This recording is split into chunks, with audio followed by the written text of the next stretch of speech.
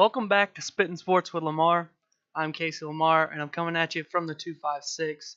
At the start of this, I just wanted to touch on yesterday when I initially tried to upload yesterday's uh, episode. Before it even got posted or became public, finished processing, it was already copyright claim, which I knew it would be, but it was claimed and blocked. There were like two other claims on it, but they allow you to use it because they make the claim. Then you can't profit off of that, obviously. But another one was claimed, and it blocked the whole thing. It just blocked the whole video from ever being seen on YouTube. So I had to go back. That was the reason for the black, just the 2.5 minute stretch of black screen. So I wanted to apologize for just having the black screen on there, but that was why. Um, that's the only way I could get that out in a quick enough time. So that's the way we went with it. So we're gonna, for the time being, we're gonna go no more clips. Might try to do pictures, things like that, or we might try to get back into using some clips at some point in the future, or find a way around it. We'll figure it out. But today I want to touch on obviously the home run derby was last night. So we'll talk about that. The stat leaders at this All-Star break, and I want to talk about the All-Star game lineups and starting pitchers for tonight's game. Those are just the things we'll touch on, maybe a few other things. But home run derby, the first round. Well, if you watch yesterday's episode, my predictions were dead after the first round because the two guys I had in the final lost in the first round, which I knew better than to be picking the top guy going in, Aguilar. But I just figured I'd pick him. Somebody different. But the first round went as Hoskins defeated Aguilar 17 to 12. Hoskins' longest home run was 463 feet. Aguilar's was 428. In the 4-5 matchup, Kyle Schwarber, he defeated Alex Bregman 16-15. Schwarber's longest was 450, and Bregman's was 413. I think it was the 3 and 6. Yeah, 3 and 6. Muncy defeated Baez. Muncy had 17, Baez 16. Muncy hit one. His longest was 435. Baez 479. And then the 2-7 was Harper. He defeated Harper versus Freeman, and he defeated Freddie Freeman 13 to 12. Harper's longest was 467, and Freeman's was 437. The semifinals had Schwarber versus Hoskins, the 5 versus the 8. And Schwarber won 21 to 20 over Hoskins. Schwarber's longest one of the round was 448, and Hoskins was 466. And then the other matchup, Harper again hit 13 home runs, and he defeated Muncy, who only hit 12. That was the 2 versus the 3. Yeah, 2 versus 3. And then Harper's longest of the round was 454, and Muncy's was 429. And then, of course, that made the finals Harper versus Schwarber. And for some reason, I didn't even think about this. Harper was sitting in his own home building. So, I mean, it probably should have been smarter about that. And, of course, Bryce Harper, it's Bryce Harper. But he ended up winning. He went second. I believe it was because of his seeding. But he defeated Schwarber 19-18. His longest one of that round was 473, and Schwarber's was 453. I actually I only caught the finals, the ending of the semifinals, and of course I saw the finals.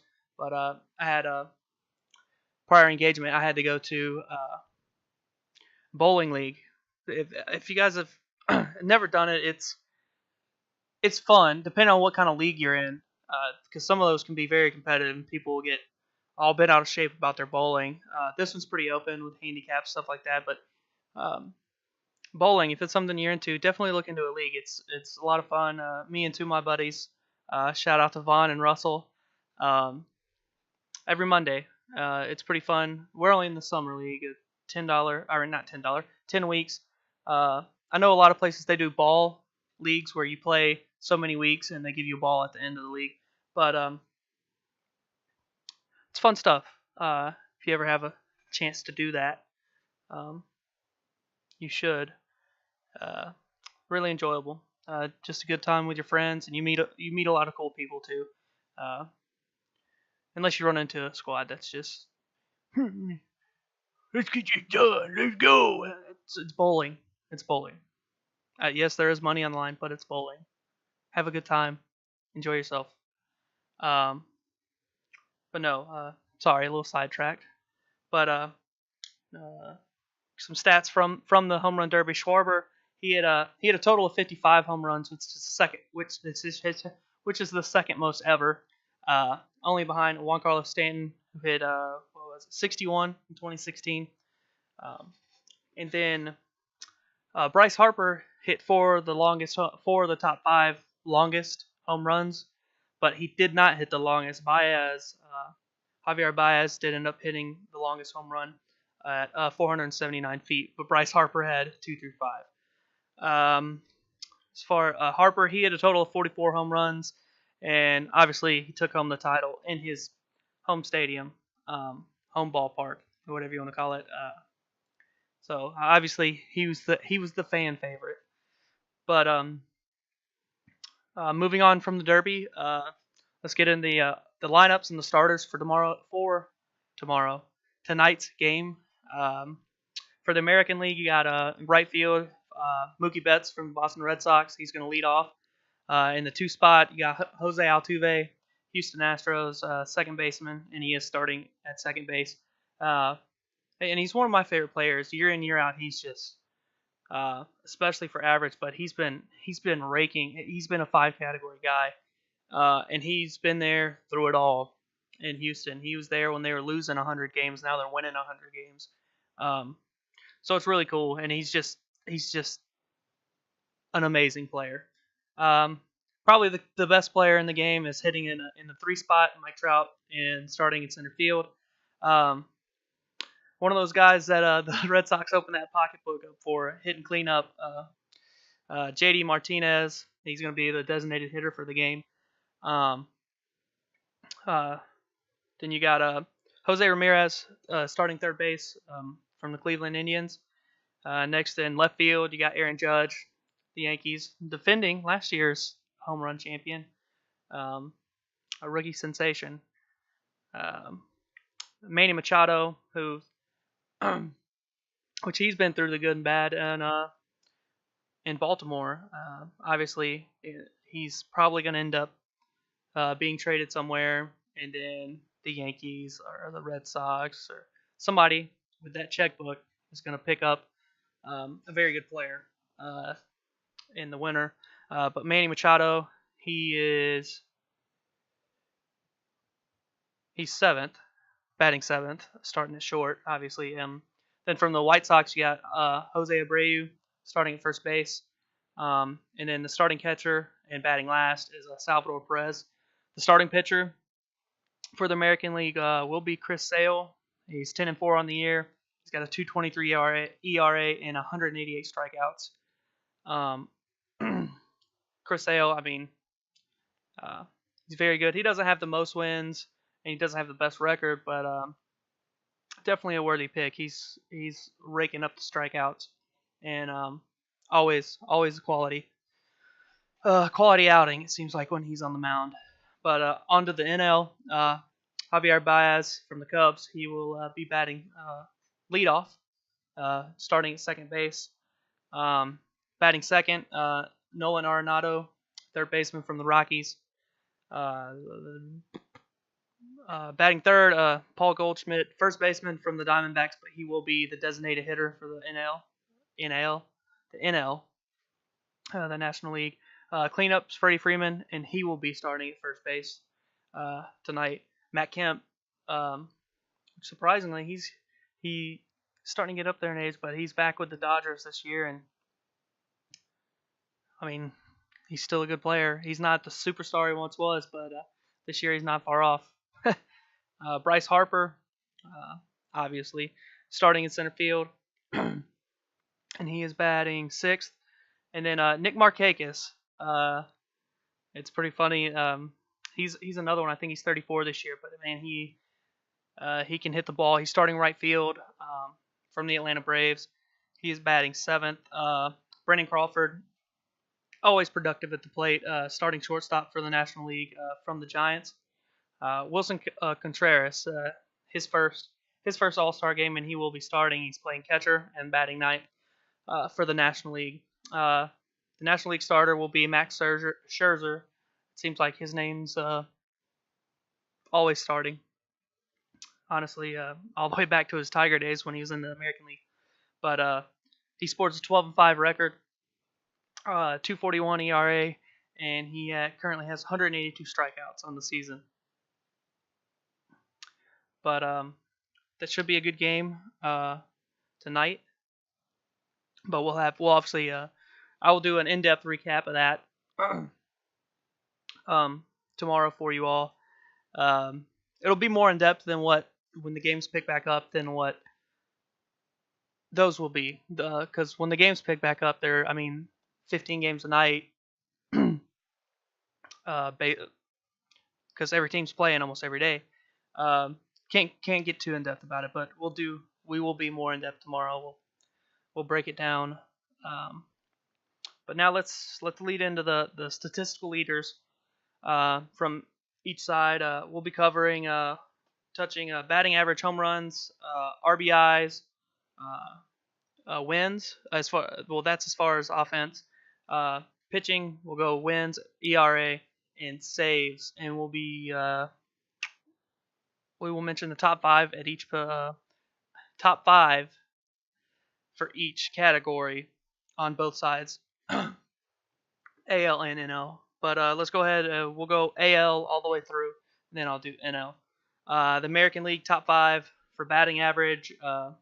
Again, Mookie Betts. He's 359. He's just hitting the ball. But he's number one. And then you got Jose Altuve from the Astros. He's hitting 332. He's second. JD Martinez, which you will see his name come up in every offensive category. Yeah, you will. He's hitting 328, which is third. Fourth, Gene Segura, 323. And then Gene Segura, he's with the Mariners now. 5 is Matt Duffy from the Tampa Bay Rays. He's hitting 317. Home runs, the home run leader. There's that guy again, JD Martinez from the Red Sox. He's hit 29. And he's actually tied for first. Jose Ramirez also has 29, third baseman from the Indians. Mike Trout, of course, you knew his name was going to be in there. Mike Trout, it's actually a three-way tie for third. You got Mike Trout with 25. You have Francisco Lindor, also from the Indians, at 25. And Aaron Judge of the Yankees at 25. RBIs. Look, it's JD Martinez again. 80 RBIs. Hey, there's another name that we've heard before. Jose Ramirez. He's got 70 RBIs. Mitch Haniger. We had Segura with the batting average for the Mariners, but you got Haniger with the RBIs for the Mariners. He's third with 67. Surprisingly, it's the first time we've seen Edwin Encarnacion. He is usually up there in home runs, but he is tied for fourth with Manny Machado with 65 RBIs apiece. As far as wins goes, pitching wise, in the American League, sorry, I'm going to butcher this, but I'm going to say Luis Savino. He's got 14 wins overall for the Yankees. Corey Kluber, always a name that's in there from the Indians. He's got 12. Blake Snell from Tampa Bay, 12. It's pretty funny that they have a couple guys up there in the statistics, because you wouldn't think that, because you don't ever hear about them. Well, when you're in the division with the Red Sox and the Yankees, the way they're playing, it's kind of hard to even talk about anybody else except for Manny Machado, because he's going to end up going somewhere. And he's in the same division, obviously, with those two teams. But anyway, Rick Porcello from the Red Sox, he's got 11. And then Charlie Morton from the Astros, he's got 11.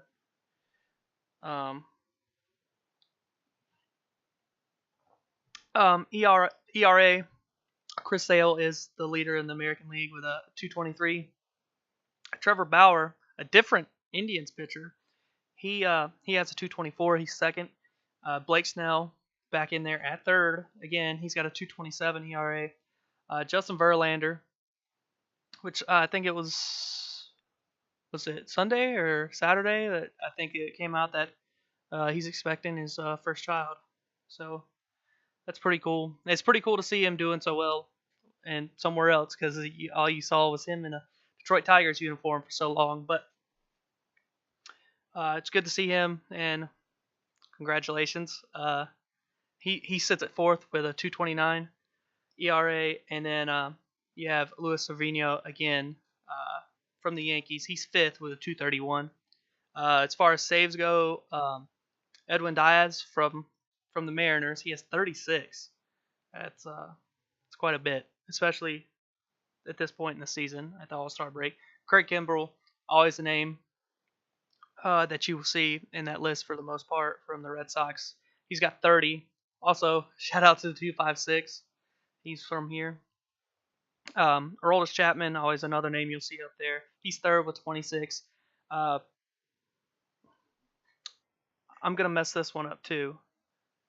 Blake Trinan, he has 20. Trinan, he has 24. And then you have Keon Kela. Again, I apologize if I'm getting these names wrong. Bunch of fresh names, not names that you normally see. Plus, I'm assuming they're pretty young. But he has 23, and he's fifth. So we'll go back. We'll go over to the National League leaders. Batting average. One of the leading candidates for the all-name team. He leads the NL in average. Scooter Gennett. Yeah, Scooter Gennett is his name. Everybody pretty much knows who he is now. He hit 4 home runs last year, and it pretty much turned his career around. He's just been on a tear since he hit 4 home runs in that one game. But he has a 3.26 average. Nick Markakis from the Braves, he's second with 3.23. Albert Almora Jr. from the Cubs, he's got 3.19. Freddie Freeman with a 3.15. And then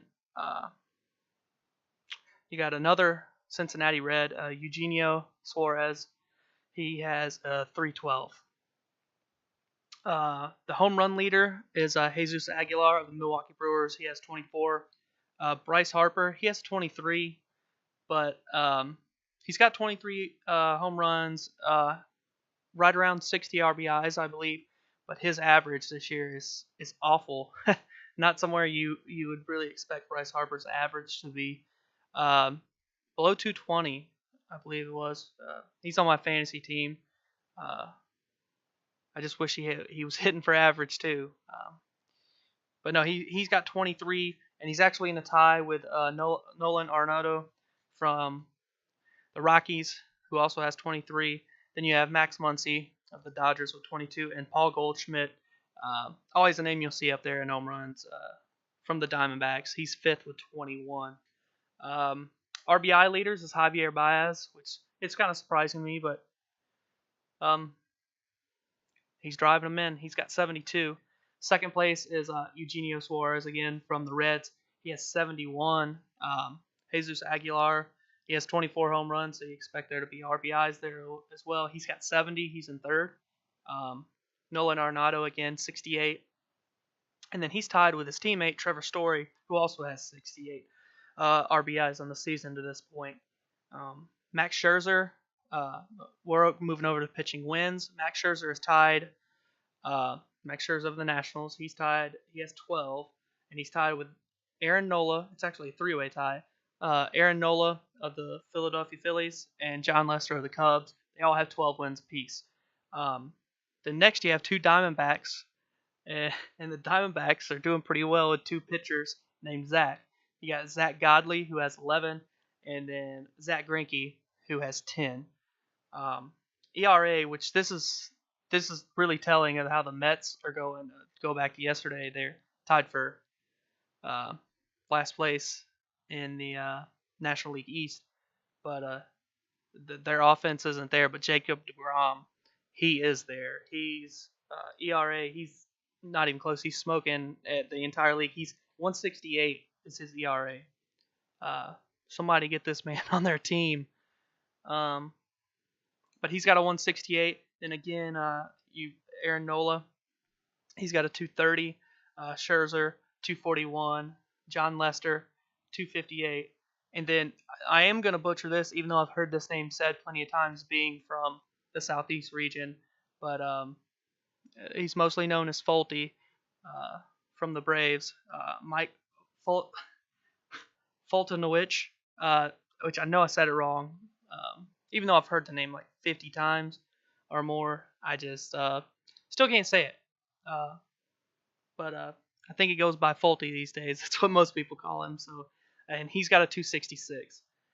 Saves is actually tied between Kenley Jensen, Jensen, or however you want to say it, and Wade Davis. Jensen of the Dodgers and Davis of the Rockies, 27 apiece. Yeah, you have Brad Boxberger with 24. You have Brad Hand with 24, and tied for third. And then you have Felipe Vasquez of the Pirates with 23. That covers all the main stats that most people look at. I know WAR is a big one, but I don't. Oh well, we'll skip that one. I think there was a couple offensive categories that we skipped. But anyway, we'll go ahead and wrap this up.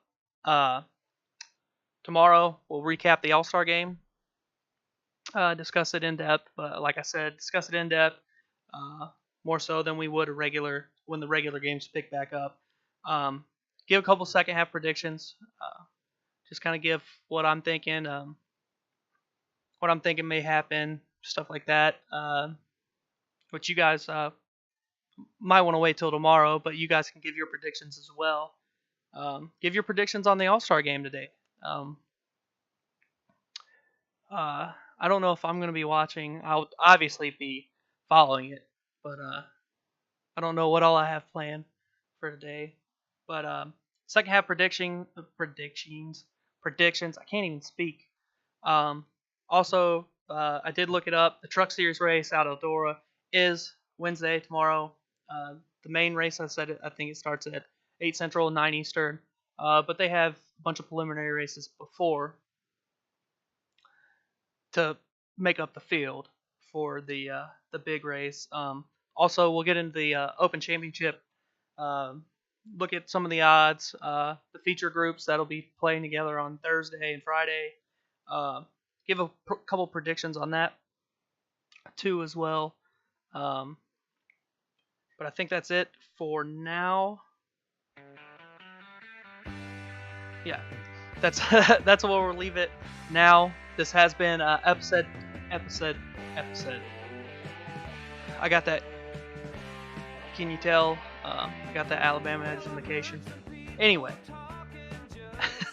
this has been episode 2 of Spittin Sports with Lamar. I am Casey Lamar, and I look forward to talking to you all again tomorrow. Thank you.